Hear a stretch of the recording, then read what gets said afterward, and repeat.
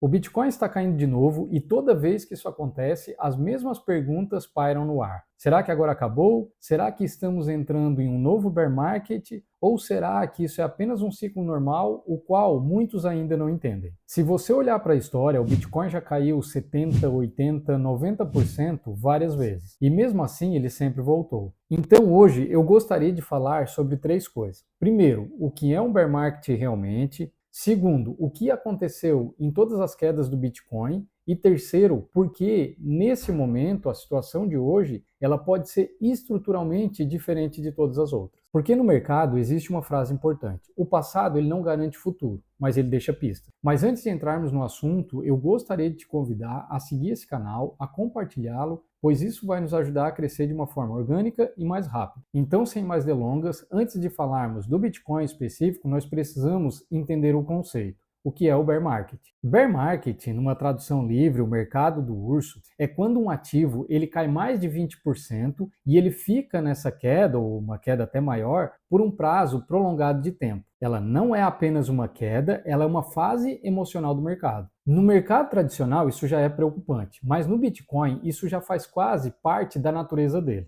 O Bitcoin é um ativo extremamente volátil, ele não se move devagar, ele se move rápido, e quando ele cai com força. Mas essa queda não significa a morte. Para o Bitcoin, isso significa apenas um ciclo. E é aqui que entra um conceito importante, a invenção do mercado. Quando um ciclo econômico vira, algumas coisas sempre acontecem. A liquidez começa a diminuir, os juros sobem. E nesses casos, o dinheiro fica mais caro, os investidores ficam com medo e a grande mídia começa a anunciar o fim. E aí as pessoas que entraram no topo, ou seja, quando ela bateu a máxima histórica, ficam com medo e vendem no prejuízo. Isso não é sobre tecnologia, é sobre comportamento humano. O mercado financeiro ele é movido por duas coisas, ganância no topo e medo no fundo. E aqui é que entra uma pergunta extremamente importante. Isso já aconteceu antes com o Bitcoin? E a resposta para essa pergunta é sim, e várias vezes. Em 2011, por exemplo, o Bitcoin saiu de 32 dólares para 2 dólares. Foi uma queda de aproximadamente 94%.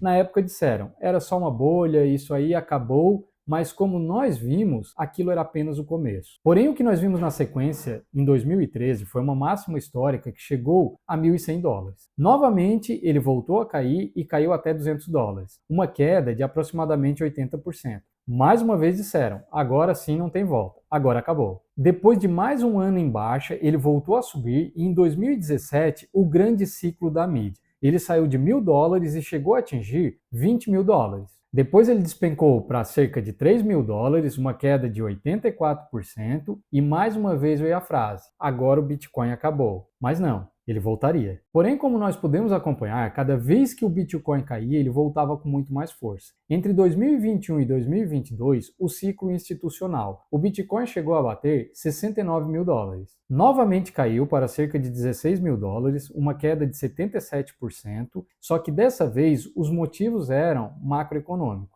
Alta dos juros global, fim do dinheiro barato, retirada de liquidez, a quebra da FTX e mesmo assim ele se mostrou resiliente e não desapareceu. Então vamos recapitular os números de cada queda. Em 2011 caiu cerca de 94%, em 2013 80%, em 2017 84% e em 2021 77%. Todas as vezes que o Bitcoin caiu, ele voltou com mais força e bateu máximas históricas. Ok, Eric, então isso significa que ele vai voltar a subir agora e vai bater máximas históricas novamente? Não. Isso apenas significa que ele é cíclico e quem entende de ciclos sofre menos emocionalmente e consegue se posicionar melhor na hora de comprar. Agora entra o ponto mais importante. Por que, na minha visão, o Bitcoin não vai simplesmente acabar? Porque agora o jogo mudou. O dinheiro grosso entrou e agora nós não estamos mais apenas falando de pessoas físicas. Estamos agora falando de bancos, fundos institucionais, ETFs, empresas listadas em bolsas e governos cobrando impostos pela criptoativos. E é aqui que, em minha opinião, entra o argumento, o embasamento mais forte. Quando governos começam a tributar alguma coisa, eles deixam de ignorar aquilo. Antes, o Bitcoin era um marginal. Hoje ele é regulamentado e está dentro do sistema financeiro. Com a entrada dos ETFs, o Bitcoin passou a ser negociado dentro da estrutura do mercado financeiro tradicional. Isso muda a dinâmica,